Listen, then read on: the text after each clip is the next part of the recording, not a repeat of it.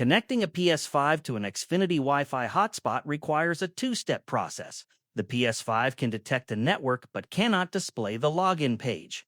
A phone is used to complete the authentication. This tutorial outlines the steps. What the process does: Xfinity hotspots are public Wi-Fi networks that require a sign-in page. Since the PS5 browser does not automatically open this page, the connection must be authenticated through a secondary device, such as a phone. Steps to connect. Start by turning on your PS5 and going to the main home screen. Move to the top right and select Settings. Scroll down and choose Network. Then select Settings again and go to Set up Internet Connection. From the list of available networks, find and select Xfinity Wi-Fi. The PS5 will attempt to connect because this is a public network. It will not fully connect until you sign in. At this point, take your phone and open its Wi-Fi settings. Look for a network name that starts with PS5 followed by numbers or letters.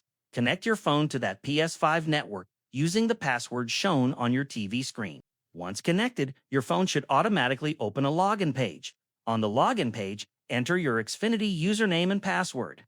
After signing in, the authentication will transfer to your PS5. Your console should now complete the connection and gain internet access. Wait a few seconds and test the connection if needed.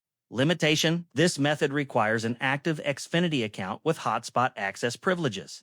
The phone must remain connected to the PS5's temporary network during the login process.